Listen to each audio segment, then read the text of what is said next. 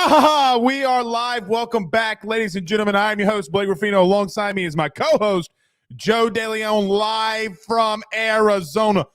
I would love to be like live your life.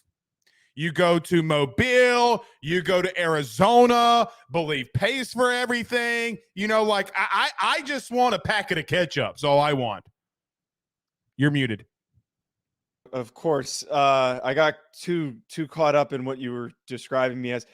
Blake, it's the life of a producer. So like I'm getting sent around and traveling. I've got all this stuff going on. It's just for the 2 weeks out of the year that I'm doing such trips, but it's exciting. You know, I'm glad that last week I was running on 12 hours worth of sleep in a whole week. And this week I'm here in Arizona. It's a little bit more laid back, but hopefully the game this weekend's good. That's all that matters. I think it will be.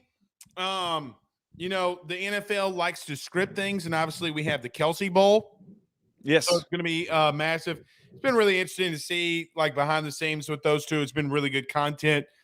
One of my former foes is in this game, Fletcher Cox, who absolutely annihilated me one time.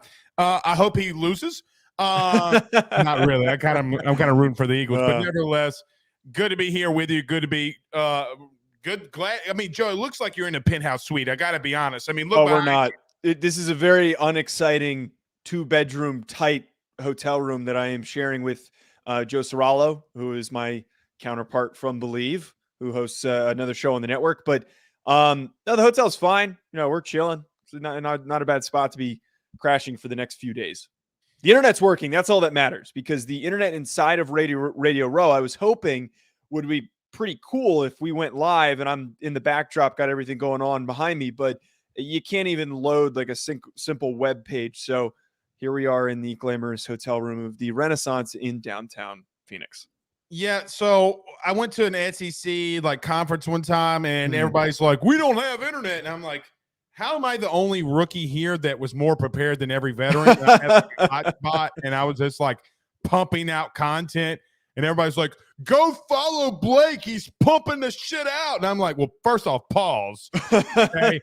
Secondly, yes, I am, but that's not what you're here for. We got a lot of college football that we have to talk about here tonight. Joe, Brian Ferentz, the best offensive mind in the Power 5, gets a new contract. We'll discuss that. Man, we'll just discuss it. We can't even get into that right now. As we kind of somewhat projected between Jeremy Pruitt or Kevin Steele. Kevin Steele's named the next defensive coordinator at Alabama. And look, I have my thoughts on Kevin Steele. Obviously, he was a former DC when we covered LSU. I have my thoughts on him and how he is as a human being. Nevertheless, I'll tell you a Kevin Steele story that you probably will never forget. It's pretty graphic. Not really. It's actually not really that bad, but he's just a rude, mean individual. We'll talk about that. And then Notre Dame offensive coordinator. So listen, I know that you're a Notre Dame guy. Yes. Okay? I know that you have what the business calls sources. However, I may or may not have sources. I cannot confirm nor deny if I do have information or not, and we will find out later in the show. Well, look at this, Ace Ventura pet detective. We're going to talk about it here tonight. I think I got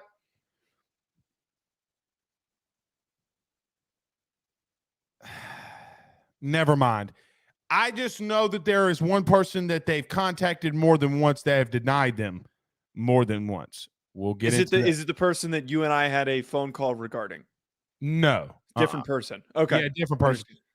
Listen, I mean, no, they're not, you know.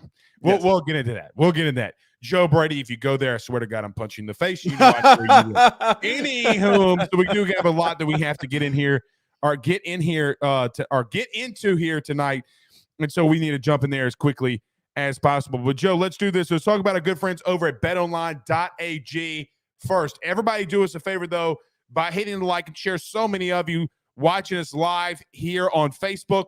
Do us a favor. Hit the like and share. Share to your own social media pages. Share to those Facebook groups as well. We appreciate you doing that. Joe, I haven't announced it every single day, but people are being slow like a turtle. I'm going to start calling people Ninja Turtles. I'm trying to give away $200. The way that you do it, you got to subscribe to the Ruffino and Joe Show.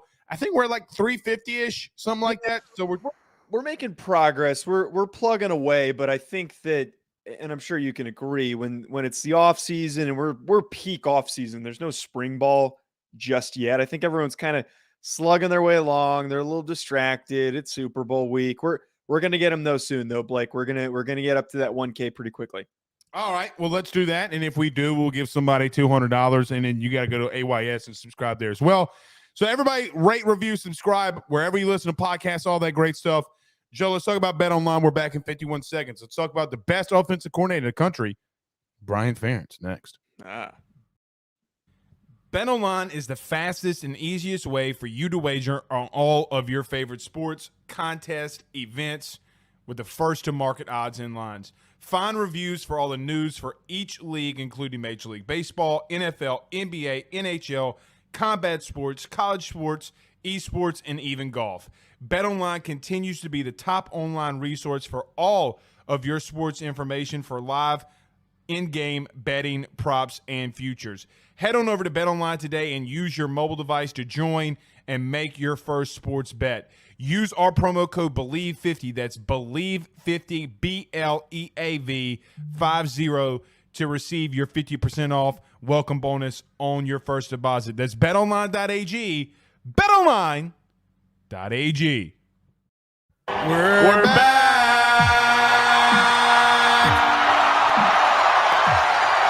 I might change that because I'm so tired of hearing about Texas that I think I'm going to change that. But it's so funny because they aren't back, and then every time I play it, I get like a sense of euphoria, like knowing that Texas isn't back. So nevertheless, all right, Joe, I'm going to give you the floor because you know how long-winded I can be. In case you missed it, Brian Ferentz, the offensive coordinator, got a new contract. Some people are really reacting to this. Now, if you don't know, Kirk Ferentz, who is Brian's daddy, is the head coach. He's been there a long time. But, Joe, I'm going to tell you something before you get rolling. Brian Ferentz not being fired is not necessarily out of the norm for his dad. Just remember that when we talk about it. But go ahead, buddy. What do you think of this? What do you think of this contract extension? Well, the extension, in a way, it's not a demotion, but it's a pay cut that he is now getting paid $50,000 less. So that was what the original headline was supposed to be, Blake. But then we dig a little bit deeper.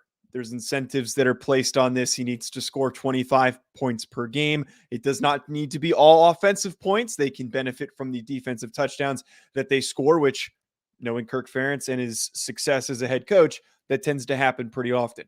But I think that one of the most ridiculous things is knowing that Brian Ferentz is making $850,000 to produce the product that he did last season and in his time as the offensive coordinator for Iowa. Look, I think that there's not much that needs to be, I think, dove into on this. We can sit here and try to pull all the numbers. Everybody knows how. A word.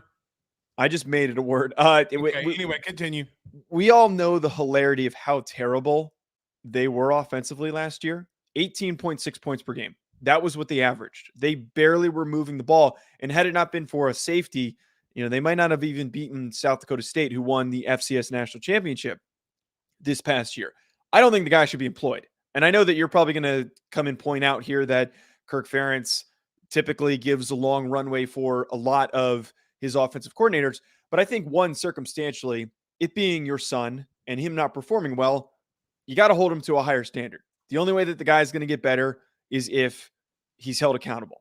I'm not saying you completely remove him from the staff. I don't know if it's a position demotion, but for the results that you had in a Power 5 conference, competing for a Big Ten championship, when you were in it the year before, he needs to be held accountable. The guy sucks. One of the worst offensive coordinators in college football. So Brian Ferentz, the offensive coordinator at Iowa, is probably, and I don't say this lightly, maybe the worst Power 5 offensive coordinator in the country. Absolutely. Now, there are some questions I have. How much is his dad involved in this? How much has he let him go? But look, they won a game against South Dakota State, who was the FCS national champion, 7-3. The following week, they score their first offensive touchdown against Iowa State and lose 10-7. They would play Wisconsin, and they would only have 146 total yards of offense, and they would beat Wisconsin 24-10. Joe, they were dead last in Power 5 in offense, second to last in offense in 130th. They were 129th on third down, 123rd in passing. It's bad. It's extremely bad. But Kirk Ferentz, in his defense, it is bad. There's a way to defend him? I didn't know that there was a defense. There's only one way. Okay. There's only one way. Now, there's multitudes of reasons to fire him. And I'm not sitting here trying to justify that he should be the offensive coordinator. Joe, I would have literally fired the man after Iowa State. Okay? Yes. 2 straight weeks of only scoring 1 touchdown is unacceptable. However, Phil Parker has been at Iowa since 1999, has been their DC since 2012. That's 10 years. He's had some rough seasons himself. Now, he hasn't had rough seasons like Brian Ferentz. Yes. But Kirk has literally allowed coaches to work themselves out of it. We look at it as, I think in a lot of senses, well, it's his son. He doesn't want to fire him. And I'm with you. I understand that. Look, I am a father of 2. I didn't grow up rich. I didn't grow up with a silver spoon in my mouth. We lived comfortably. My parents tried to give me everything that I asked for and could. And we were a middle-class family. And I work, and Joe, you know how hard I work to provide for my family, to give them things better than what I ever had. With that being said, I'm never firing my son from whatever it is that I'm doing. Unless, let me just say this, I would never tell my son you're fired. I would just have to tell him, look, you're out for a minute. I'm putting you in timeout. It puts him in such a bad spot that I don't know why Iowa hasn't fired Kirk Ferentz in the first place. Because, listen, it is damn near negligent for you to run an offense back out there next year that could do the same exact thing. Joe, how they won football games last year is because their defense was so good. Yes. If that defense would have been in the SEC, they still would have been a top 10 defense. Without a question, they were the number 2 scoring defense in the country last year. They literally were top 5 in every defensive category. Maybe you should recruit some offensive players next time. No, absolutely. And I think them adding Cade McNamara is a positive step forward.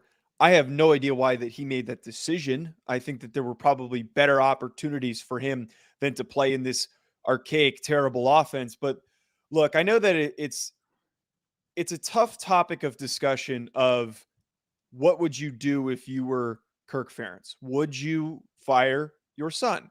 And I will say, I actually sat through this when I was playing at the University of Rhode Island. Head coach Jim Fleming, our offensive coordinator was Will Fleming, his son.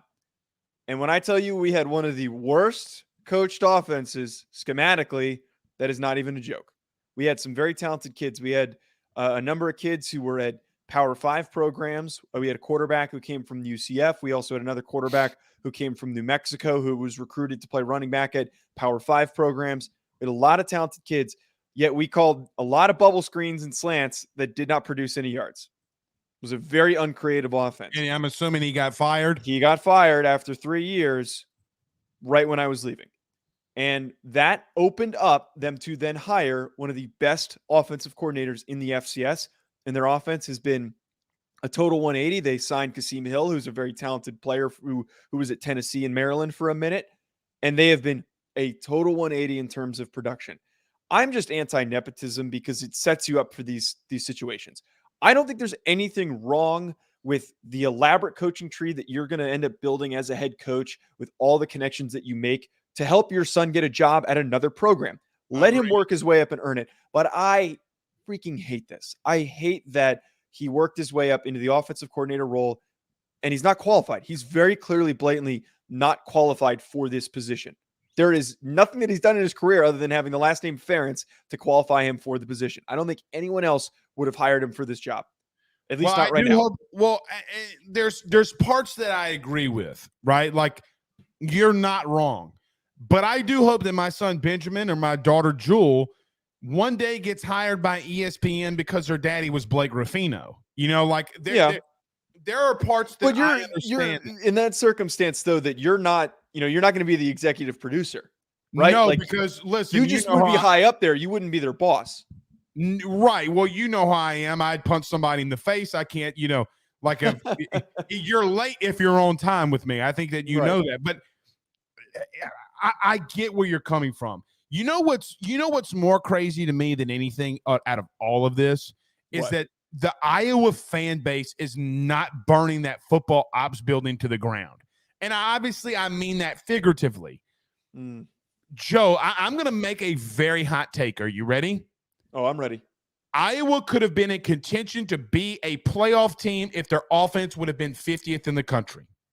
Oh, yeah, absolutely. Their defense is utter world. Like, I think the point that, like, where I sit at with this Iowa team is like, dude, they're so good defensively. It is ridiculous how polar opposite Iowa is from offense to defense. Again, I don't want to turn this into an SEC, and I know this is somewhat of an SEC show. That would never be allowed maybe Vanderbilt would allow that to happen in the SEC, to where you could have a really good defense. Yay, we're winning some football games, yada, yada, yada. But the 13 other teams in this conference would never allow for you to have the second best defense in the country, and you just go out into the sunset.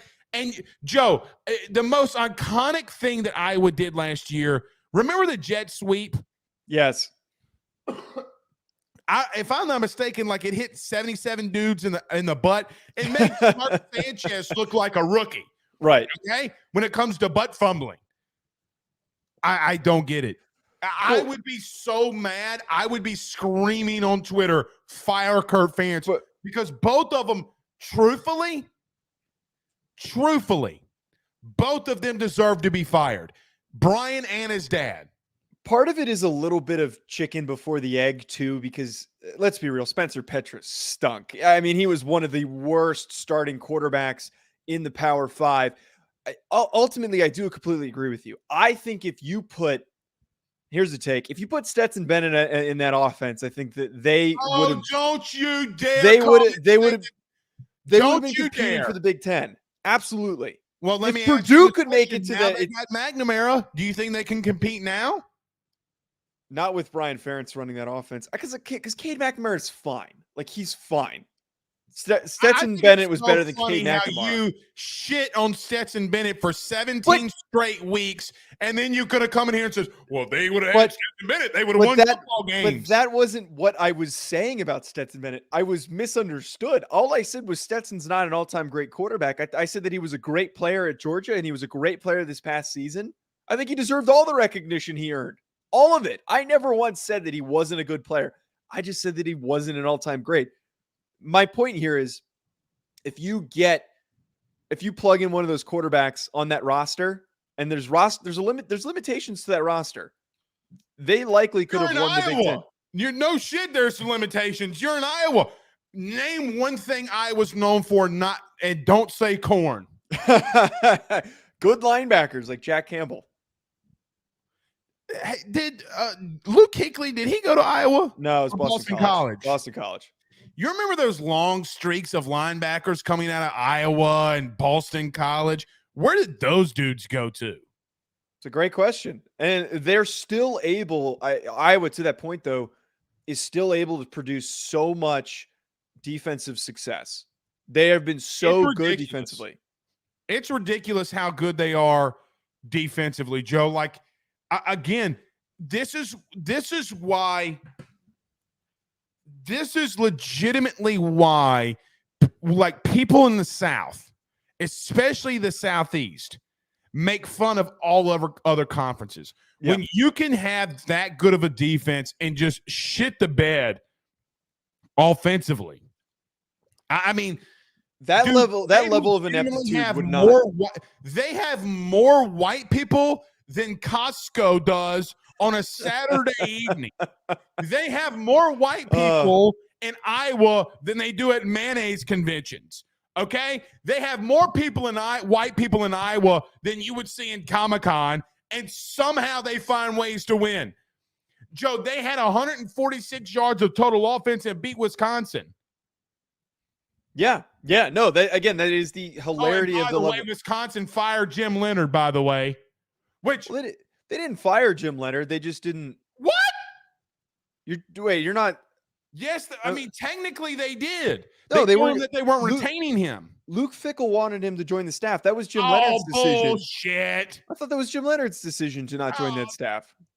Joe, I was born at 7:32 at night. I'm going to continue to unless you have sourcing. I don't know about that. I don't know because Luke Fickell that was reported on that Luke Fickell was smorted. They had a long conversation and they weren't on the same page. It doesn't have anything to do with the green. I don't believe that. How did he have a defensive coordinator 12 hours after the fact? Well, I'm sure that I spoke with Joe Leonhard, and then 12 hours later, I got a defensive coordinator hired. I'm sure that he had options. I mean, I don't think that's unrealistic to assume that he had. Well, because it's a difficult decision to make there. Do you retain the elite defensive coordinator that you already have, or go with the guy that you already were planning to hire? I don't know, but Pierce Lee said, Blake, you better chill out on Comic-Con. He's probably right. Well, but really random story before we transition to the Kevin Steele news. I don't know why this reminded me of this. So the last time I was in Arizona, I came to the Fiesta Bowl between Notre Dame and Oklahoma State. That was very disheartening game to watch.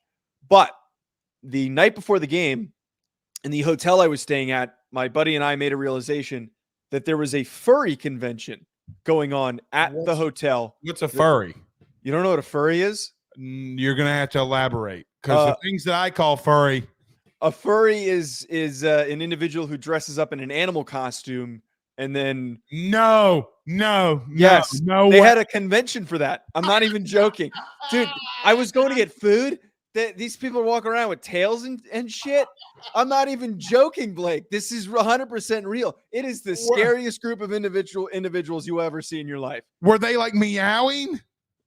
I wasn't paying that much attention, but I think that's part of the oh my God, the circumstance. The New York Times posted an article a couple of mornings ago. Yeah, and it said that a guy spent $80,000 to tattoo himself and make himself a non-binary lizard to look like a non-gendered binary lizard. He said, well, my son doesn't talk to me. So when you tell me stories like that, like that's typically like what I think of. Like a guy spent $80,000 making himself a non-genderized binary gecko. These large elaborate suits, if I sent you a picture, you'd know what I'm talking about. They're pretty expensive as well. It is a disturbing thing, and it was very disturbing to see up close and personal. But we should probably move on before we. Oh no, you kind of put the kind of let the worms out of the tackle box there. I'm just letting you know. I would, me well enough, Joe, that I probably would have been making fun of don't step on its tail and let me out. You get to see those kinds of things because God knows that I wouldn't have reacted very well. I guess in conclusion, Joe, about this Iowa thing, if they don't win 7 games, then Kirk Ferentz deserves to be fired. Oh, absolutely, because it contributes to it. If they lose that many games, it's because of a lack of offensive production. It absolutely is. And they just lost one of their best defensive players to Oregon in Justin Jacobs. And they had a lot of talented DBs that are leaving as well. It is going to be an uphill battle. And they lost out on Caden Proctor, who was top offensive lineman in the class. So you're not recruiting effectively. You're keeping your son who stinks at his job. If they do not produce up to the level of that contract, and even if they win 7 games, I think his job should be on the line. I don't see a realistic reason why Kirk Ferentz should be allowed to return with a lack of results without even a Big Ten bid in the championship game. That should be what the ceiling is for him. If you are Alabama and you look at that and you're like, I just don't understand how Iowa fans lose their best player, an offensive productive guy, or the best probably offensive lineman that they've ever had in the state. How you allow this to go on without an outright riot? I mean, at least I'm not seeing it. We do have a question for you here, though, Joe. Ryan asked on YouTube, hashtag Ask Joe, what song did y'all listen to on the way to Phoenix? Blake's recommendation or mine? No, neither of them were picked. Wait, hold on. You mean to tell me that you didn't? And I need you, and I miss you, and now I wonder. You didn't ever listen to that song on the way? No, I know the song, and I should have held Josh accountable for playing that song, but he was the one who. Oh, somebody did play it. Somebody took the recommendation. So no, we did not play it. Oh. I wanted him to play it. I should have held him more accountable for it, but for the whole 5 hours, no, we did not play either of those songs. I just feel like Josh Fisher doesn't like me. I mean, I make one request. Oh, you hit a No. I was about to say no. I don't think that's true. Which we should get him on the show at some point. The last time I had Josh Fisher on any one of my shows, he came in here in a vest and glasses were on. It was 95 degrees outside. You remember that? I mean, anyway, it was a great bit. I got to say that much. It was. All right, let's transition here, Joe. Yep. Do you want to tell our listeners about Bet Online before we talk about Kevin Steele? Yes, sir. We've got the Super Bowl coming up, and if you're like me, you want to bet on the game. I got prop bets. I've got bets on the outcome of this game. I found out today that if your team or if the team that wins the coin toss is most likely to win over the last 14 years, the team I'm mixing this up. I think it's if you lose the coin toss. I'm messing this up. Completely ignore me. BetOnline.ag if you want to go. Brandon Lane gave me the scoop. I need to go ask him it tomorrow. I completely effed that up. BetOnline.ag though is your place if you're like me, you're looking for somewhere to bet. If you want to use BetOnline, make sure you use our promo code BELIEVE to get our 50% welcome bonus on your first deposit. BetOnline.ag, where the game starts. Wow, that might have been the worst read. Yeah, so in the history of the show. I forget what it was. It was reprimanded. All right, ask B Lang. I'll get that information corrected. So look, let me first start off by saying this. I'm pretty sure that I've said this on the show before. I said it last night. I don't remember, but it bears repeating. Alabama hired Tommy Rees as their offensive coordinator, and what we're about to talk about, Kevin Steele as their DC. Joe, if any other coach in the country besides Nick Saban would have hired those two as their coordinators, we would be up on podiums laughing at them. A lot of people I listened to somebody around Notre Dame today. They said that, whoa, Tommy Rees in 2020 was really good. Well, I don't necessarily agree with you on that. But let me tell you a quick story about Kevin Steele. Yeah. I know for a fact, and I'm not going to tell you which destination or where he was coaching at, but I think that you could put two and two together. A player lost a family member, okay, starter on the team. And he told Kevin Steele, like, Coach, listen, I'm going to be out Monday and Tuesday. We have the wake, funeral, okay, Coach knows. And basically, Kevin Steele had some very choice words for the player. Okay. I know the player. The player's been on my show before. I mean, it was really awkward. The next year, he didn't coach there at the school that he was currently at and did that to that player. Kevin Steele's a pretty damn good, I think, is one of the better defensive coordinators in the country, Joe. He's been coaching 39 years. He's been, coaching longer than Tommy Rees has been alive. He's been around the block. There's not a lot that he hasn't seen. He did a really good job in 2019 again when he was at Auburn against the LSU team. He's had some really good stops from really good places. Kevin Steele's a cancer. I don't think that he'll be a cancer long at Alabama because Saban will fire him, and Saban's been around him multiple times. I don't think it's a great hire. I don't think it's an overwhelming hire. They were 65th in total defense at Miami. Yes. Their defense literally let App State and Southern Miss and all these other teams, or whoever the Rudy Pruitt was, march up and down the field on them.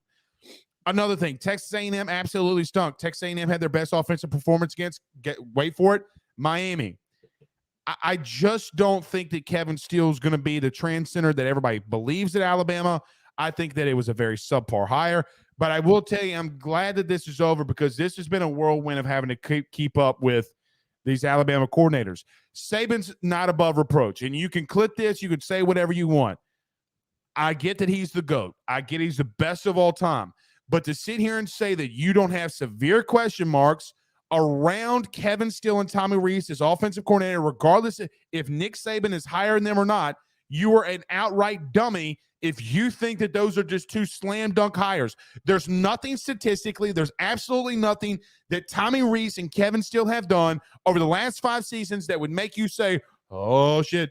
You know, it's not like Nick Saban went out and hired Lane Kiffin or Steve Sarkisian or Brian Daboll. It's not any of that. It's not like Kirby Smart and his bowl cut is on the sidelines. Let's call it what it is. Joe is it's a suspect hire. Well, I must be a dummy, Blake. Look, I don't like the Tommy Rees hire. And I understand that context of that story you're telling me, Blake. Look, separate from that story. You are. Separate from that story, Blake. I think that is terrible that he treated it that way. And honestly, Kevin Steele does give off those vibes that he is a very hard person to work with. Okay, he gives off those vibes, and he would say something as disrespectful as that. But I think if we look at how he was as Auburn's defensive coordinator from 2016 to 2020, his worst year was in 2020, when they finished 38th. Before that, we have 17th, 14th, and 11th. I understand what you're saying. For them to finish 65th, as you said, and he still got fired, and nobody hired him as their head coach. What does that tell you, though, Joe? Are you talking about from Auburn? Are you talking about from Auburn when he was fired? Look, I get that he had a bad time at Baylor, but how do you have that good of defenses and nobody wants you? Well, I think that there are a lot of coordinators out there that have had times to prove themselves, and the understanding that they can be difficult to work with, that a lot of athletic departments and athletic directors, after they hear enough stories, are going to say, I don't want the guy as my head coach. I'd put up with him as a coordinator if there is a barrier in the way, but I do not want to put up with him as a head coach. I think that those statistics are enough to prove that the guy went in the SEC with the talent to work with can be a productive defensive coordinator. I don't hold him accountable, honestly, for that this year of 2022 as Miami's defensive coordinator, to be completely honest. Who is the best and most talented defensive player on that roster? I can't sit here and tell you who it is. That defense stunk. It was booty. They're at least on offense. They had a couple dudes. You know, Tyler Van Dyke has some traits, but they completely mishandled him. I don't think that there was a single draftable player on that defense for Miami. Not a single one. I'm sorry. Go ahead. Continue. No, that was it. I just don't think that there was any talent to work with. To finish 65th is a miracle. I think that you're missing one massive point. Okay. Kevin Steele's not going to call his defense. He's going to call Saban's. Steele. How bad is that, though, that if he's not calling his defense? Like, is that really going to hold him back that much? They wanted Pete Golding out. Pete Golding had better numbers than Kevin Steele. What does that tell you? That Nick wants ultimate control. Alabama in those 3 years from 2017 until, if I'm not mistaken, or somewhere around there. If I'm not mistaken, I think they went 2-1 or beat Alabama twice. They beat him in 19.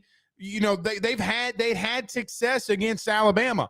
My point is, do you really believe that you're getting a better defensive coordinator than when you had in Golding? No, I don't think so. I don't think that's the case. So if that's the case, and you believe that it's not a better hire, then you would have to assume what?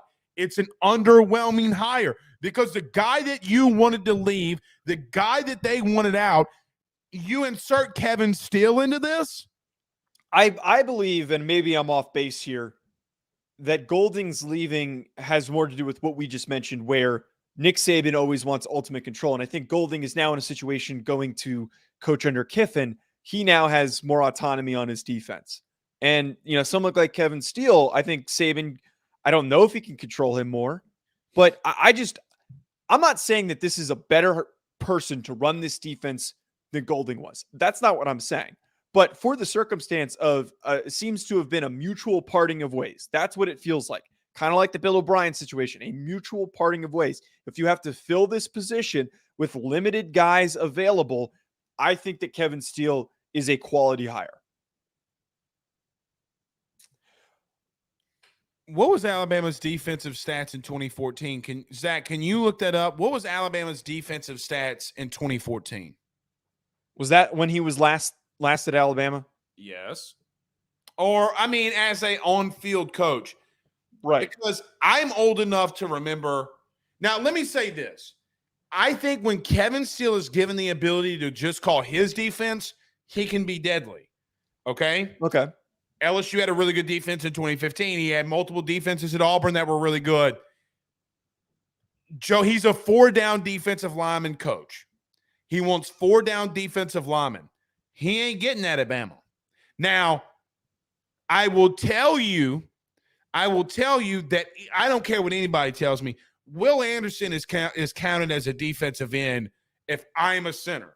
Yes. He's not going out in coverage. You count that as a 4-man defensive line. Right. But I would love to know if Zach, gets us the stats. I would love to know what his defensive rankings were the last time he was at Bama. I would love to know that. Zach, producer. You think is he sleeping? I don't know. He looks like he's sleeping. He looks like he's on his phone. He's probably texting girls. He's probably on Snap Tinder or whatever it's called. Snap Tinder? I don't know what it's called. I've been married for 77 years. My life is, I don't know anyone who uses Snapchat anymore to communicate. If you use Snapchat to talk to girls, you're 18 years old. But besides the point, I can understand why this can be deemed as not a successful hire. But outside of who else were they going to go get? Who else were they going to go hire? Jim Leonard. That actually, you know what? That I did write that down. I'm going to be completely honest. I did think to myself after this hiring, it dawned on me, and I was thinking to myself, why is Jim Leonard still unsigned? He should have been USC's defensive coordinator first and foremost. Alex Grinch stinks. He's terrible. I agree with that, but Jim Leonard going to Alabama would have been a better hire than bringing back Kevin Steele, because I'm old enough to remember when Kevin Steele got pushed out of Alabama in the first damn place. Then was so pissed off at Saban, he comes over to LSU. Kevin Steele knows the league. I don't think he will do anything to lose them football games. Mm-hmm. The problem at Alabama, Joe, whether they like it or not, and I will say this until I'm blue in the face, and Alabama fans can hate me all they want, but the goddamn truth is they do not have a play caller problem. They have a Nick Saban likes to go on ESPN, eat cream pies with Eli Manning, and they have a disciplinary problem. That is the problem Alabama has, and they're going to continue to say, "Oh, we're the best." You're shitting bricks at this point. Congratulations with Kevin Steele. All right, I think you bring myself a heart attack. I think you bring up a really good point, though, Blake, that a lot of people are unwilling to admit that we're at this point with Saban where we're obviously going to give him the benefit of the doubt. We're going to give him the longest leash out of any coach because of his success. He's the greatest college football coach of all time. And he deserves every bit of it. He does. But we have to sit here. And again, no one is willing to talk about this for that reason. It was like bringing up during the season when once Alabama was out of contention for the playoff and for the SEC, I brought up and begged the question of, is Saban's time done? Is Saban's time leading the SEC done? He's still a good coach, but is his time leading the SEC done? And now it's the other part of things here, Blake, where should we be asking ourselves, does it make sense for Nick Saban at his age, slowly approaching his inevitable retirement, to be doing this, where he is the one who is owning the control of the offense and the defense, of what scheme is called on both ends? And he did that deliberately with both of these hires. And I don't know, and part of me will actually even say, I do not think that it will produce the results and the success that many Alabama fans would hope. They oftentimes blindly trust Saban. I'm taking my hat off in a moment of silence for their coordinator hires. I just want to let it be known. I'm going to light a candle. Let me just end it with this, Joe. They're still going to be really good. They're still going to win a lot of games. I don't think that – don't misunderstand what I'm saying. I think Alabama's going to be a top 5, top 10 team in the country. The chances of them going worse than 11-2 are not that likely. The worst seasons that they've had have been 11-2. I think they're right back in the mix. It's just Yeah. what they do. Absolutely. But there comes a point when you have to start asking the question, what's going on? And I'm not saying that Saban's done. I'm not saying that his reign is over. I still think that he's got one more push in him to get to the national title. I think things become easier for him in a expanded playoff if he can make it that far. Because let me tell you something. You're going to have a really hard time with me to tell me if the 12-team playoff were this year that Alabama doesn't run the table and meet up with Georgia in the national title. They could have done it. They would have done it. They would have done it. Probably would have done it. And everybody in their grandmammy knows that that's a high possibility that they would have done it this year. I just find it funny that, yes, you can be the GOAT. But even though you're the GOAT, people like Tom Brady's the GOAT, and people continue to say, it's all on Brady. Well, why don't you do the same thing for Saban? Did you know, as an example, though, Tom Brady's velocity on the footballs that he threw were the same exact velocity per average than he had 7 years ago? Like, sometimes we make up false narratives, or like you said earlier, which probably is the best point that you've ever made that I've ever heard. And I mean that in a very holistic way. Like, I mean that. Okay. I really do, from my heart, I mean that. The best point that you made is sometimes when someone's so good, you can't see fault in them. I do it all the time. When Joe Burrow throws a pick, I'm like, that goddamn wide receiver freaking sucks. And then I remember it's Jamar Chase. And I'm like, well, he doesn't suck, but it's T. Higgins' fault. Sometimes when you're emotionally attached to something and you think something for so long, something can't be wrong. So I almost don't even think, though, it doesn't even need to be as far as emotional attachment. It's just having enough experience of seeing success and enough accolades. It's easy to assume continued success. And it's like when you brought up Tom Brady, and I think Bill Belichick also deserves a spot in this conversation too, where everyone assumed the past couple of years that Tom Brady was still going to get back to the Super Bowl. But the guy was clearly regressing, and he was on a roster that was getting old and worse. No one wanted to admit it, but people still assumed that he was going to get to a Super Bowl. And the same kind of happens here with Bill Belichick, where everyone's going, well, it's Bill Belichick. He's going to figure it out. He's going to get things fixed and right. But his history drafting over the past few years has been terrible. But drafting has nothing to do with the way that he calls plays. Yeah. Nothing. I'm just saying, in general, decision-making over time can get worse. And as time goes on, does not mean that person is the same person that they were originally. No, and it's okay to admit that people are taking a step back. It's okay to admit that.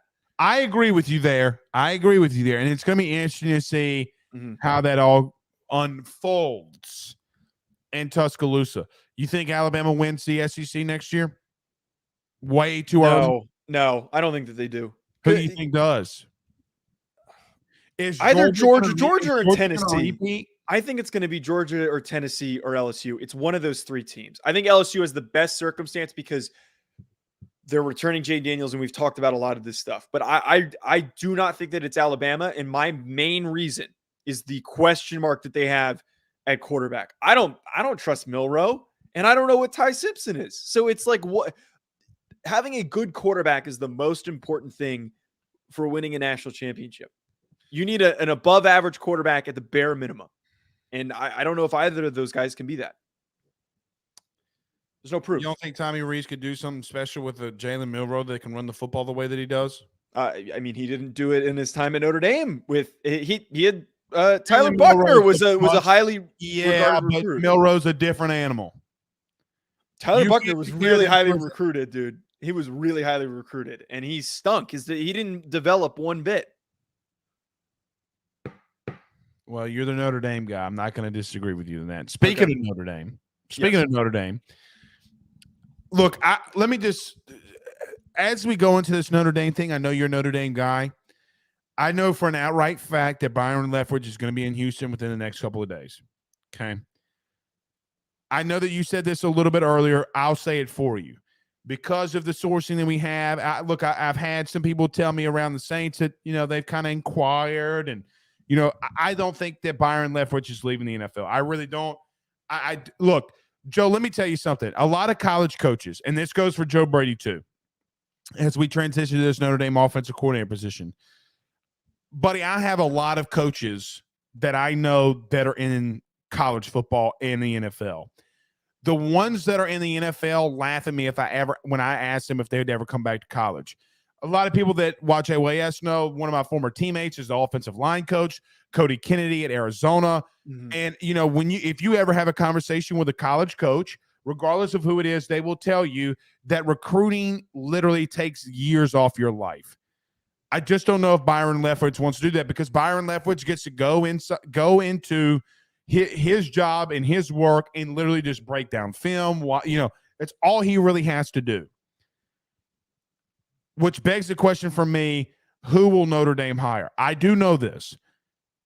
Somebody very close to the situation told me that Marcus Freeman reached out to Mike Denbrock. And which is what I brought up, which I did bring up on the show last week. Like, it's confirmed now. Okay. I will tell you that it's my opinion. Key word here, opinion. I don't think Mike Denbrock's going anywhere. I think that he knows that LSU is going to be a really good team next year. I don't think that he'll do that. Which begs the question, who do they go after? I promise you, if another offensive coordinator job comes open in the college football for a prestigious program, like a Blue Blood, like a Notre Dame, and somebody tells me Joe Brady, I swear to Christ, I'm going to literally throw my dip can at their forehead as hard as I can and take a crow hop and throw it. I just don't think Joe Brady wants to come back. Here's another thing. DJ Mangus is Joe Brady's best friend. He was a passing game coordinator at LSU. He just took the offensive coordinator job, left the Bills, or left wherever he was. He's now the offensive coordinator at Buffalo. Joe Brady's not going anywhere, buddy. I'm just telling you, it's not going to happen. So I don't know where Notre Dame's going to go or turn to here, but I digress. I don't know what they're going to do.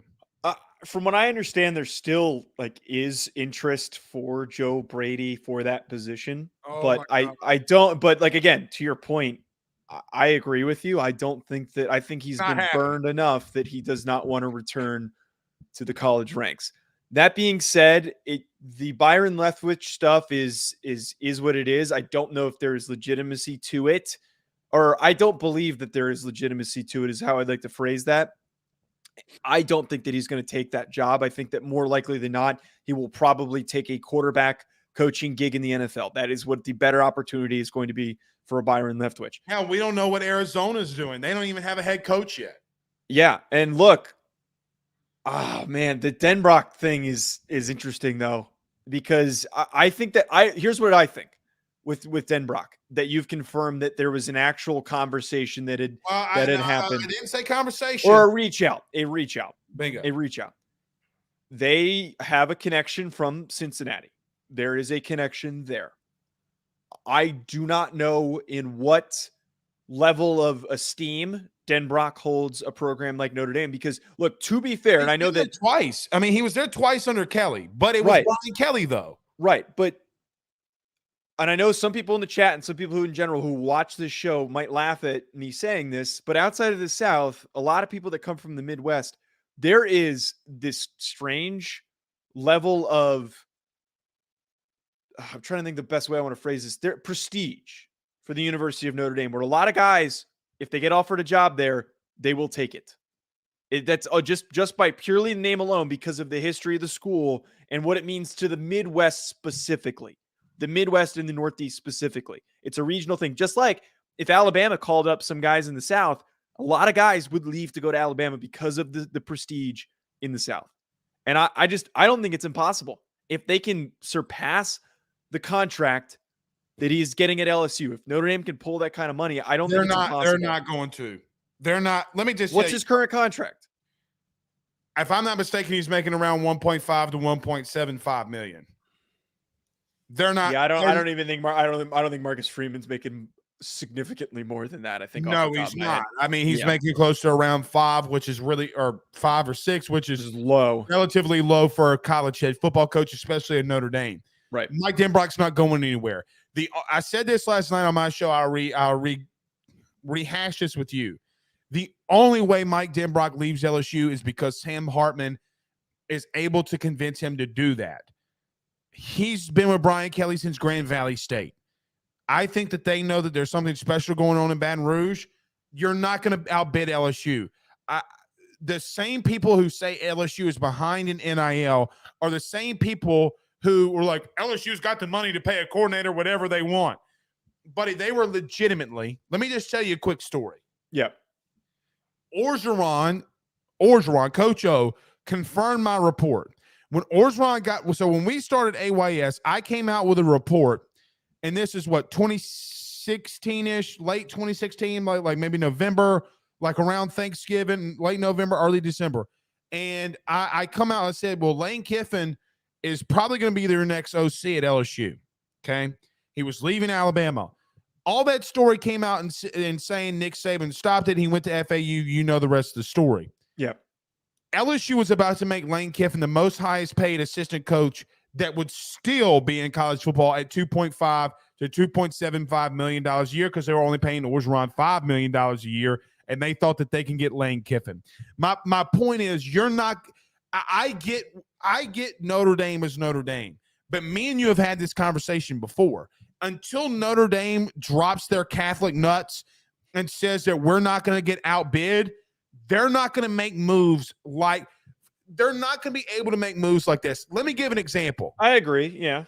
Alabama goes up and gets Tommy Rees, of all people, who's an alumnus of Notre Dame. But Blake, here's the thing, though. I don't think that there was a fight.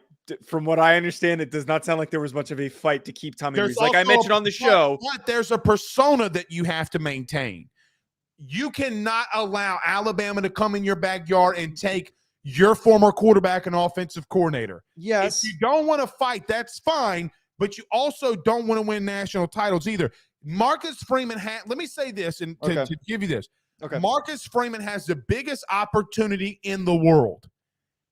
If he can land a really good offensive coordinator, they could be dangerous. But who's it going to be is the ultimate question. There's you know what would be funny, though, Joe, is if he made a better offensive coordinator than Saban did. Higher. Look, I'm going to sit here and straight up say this. Call me an asshat if you want, but I think that he's going to make a better hire. I said this on the last show. Tommy Rees was not as good a coach as I think Alabama fans are willing to admit. There is a weird defense for Tommy Rees. It doesn't make any sense to me. A lot of Notre Dame fans were relieved that he was gone. There was justifiably no fight made for him to stay. In defense, y'all were also relieved when Brian Kelly left. That's for different reasoning. Brian Kelly was not on the hot seat. Tommy Rees was on the hot seat. Tommy Rees at one point last season, everyone was calling for his head. You know what's funny, though? Yeah. He could have been fired at Notre Dame and been the quarterback's coach or something at LSU and made more money. Probably. That's what the crazy thing about and that's what I'm saying about Notre Dame, though, Joe. They got to drop pause because Pooh Bear's in here now, so I can't get away with saying some things. They got to drop their nuts, buddy. They got to go shoot for the stars. They really do. I think that you agree with me. Well, I think Denbrock is that shooting for the stars because realistically, again, who are the biggest other options out there? Well, I love Mike Denbrock all the live long day. Don't get it twisted. Mike Denbrock, their offense averaged 185 yards per rushing last season. Yeah. They broke LSU rushing records last season. I'm with you. It's just not happening. I don't. Let me tell you what one source told me, but it's not necessarily confirmed, but they told me this in passing. I asked about Denbrock yesterday morning, and the quote that I got was, over my dead body. Okay, so if you're listening to us, I said the F word. Okay. I just can't see it. I will tell you, though, there is something interesting that I think that Marcus Freeman, that nobody is talking about. Who are some of the guys that were at Ohio State when he played and Ohio State connections that he has that are offensive coordinators? Are there any? Because if there are any, and offensive play callers or anything like that with an Ohio State connection, you know what else I was told, and this comes from my buddy that works over at Fox. I was told that he's called Urban and asked Urban for assistance. For finding somebody. He should be doing that. He absolutely should be doing that. And so well, and also Urban was at Notre Dame, so I'm sure that he has some level of willingness to help him. That's my point. If Urban really helps him out, watch out. I'm going to tell you it's not going to happen. This hire is not going to happen. I would make Dan Mullen tell me no. I would 1,000% make Dan Mullen tell me no. You can make fun of Dan Mullen all the live long day. Being a bad offensive play caller is not one thing that Dan Mullen is. He's a witch. I agree with you on that, where I think Dan Mullen is a fantastic name to have in consideration, but at the same time, I feel as though Dan Mullen has made the decision to join the booth until he gets a head coaching job. I don't think that he has, to be fair, we talk about how many years it takes off of your life being in the college coaching game with recruiting and just even being a coach. I mean, any opportunity just to take a break and not have to be a coordinator. I agree. I would believe that Dan Mullen seems to be showing signs of that. So I think that I agree with you. I don't think it's likely, but heck, at least pursue him like crazy. I'm going to go check and see if that's one of the names that's out there, because that would be a fun one. You brought up the Ohio State stuff though. Brian Hartline, they kind of missed the bill on that one. They could have possibly tried to pull the trigger on him if this had happened a month ago. Let me ask you this question. Could they not still do that? Realistically, are they going to outbid Brian Hartline for Ohio State for Brian Hartline? I don't think that they can. I think and it gets to a point where you just got to go out there and try to make it happen. Let me tell you this, though, Joe, because we're wrapping up on time. Yeah. My grandpappy told me something one time. You ready? Yes. Money talks and bullshit walks. You can get whoever you want if you put enough money in front of their face. Good point. Let me just tell you this right now. If somebody paid me 6-7 figures to clean toilets all day long, I'd scrub them bitches like I was Mr. Clean. Okay? Money talks and bullshit walks. I will tell you this. If Notre Dame makes a hire like a Dan Mullen, I put Notre Dame in my top 5. I promise you. I will make that declaration right now. Oh, Marcus Freeman, you need to go make that happen so we can have Blake over here making that move. Mark, clip this. Marcus, make a great offensive coordinator hire so you can get on my list of great teams going into 2023. It's a great aspiration to have. Well, he owes me. Not coming to LSU. Now, it was the best decision he ever made because Orgeron got fired. Right. Nevertheless. All right. Good note to wrap us up on. It is. I mean, I hate that your little fighting Irish are having to go through it, but we'll be fine. Well, hey, look, anyone's better than Tommy Rees, in my opinion. Don't say that. Because I did not like Tommy Rees. Did not like Tommy Rees. It wasn't worse than Jake Peets. Okay, that's true. Yeah, but they're not going to make a hire that bad. I at least hope that Marcus Freeman doesn't. There are good options on the table, from what I understand. You really don't know. You got to see how he reacts to this. I'm gonna get this. I'm gonna get the scoop. That's all I got to say. Break the news. Don't be a Rudy Poo. No, I'm not allowed to. Who? Because never mind. Never mind. I'm not going to be petty. I'm not going to be petty. Okay. If I'm going to say I'm not going to be petty. It's not my information to share. That's all I got to say. Who gives a shit? Run it. You know who also told me that? Who? Told me the exact verbiage? Eric Weinberger. Who cares? Run it. Who gives a shit? Oh, do you know how many times I get the turn your phone around and record it or just post it? No, it's great philosophy. It absolutely is. Being timid doesn't get you anywhere. You want to hear something funny? I was on the phone with Eric when LSU was going to hire Matt House. So on the phone with him. Driving home, said, yeah, LSU's about to hire Matt House. He goes, well, what the fuck are you telling me for? Run it. And I'm like, he's like, run it. Best decision I ever made. So anyway, shout out to Eric Weinberg. All right, Joe, we're out here until maybe the weekend, maybe, or whenever we go. Yeah, I'm around. So we'll schedule our next one. All right. Till then, we're going. Peace.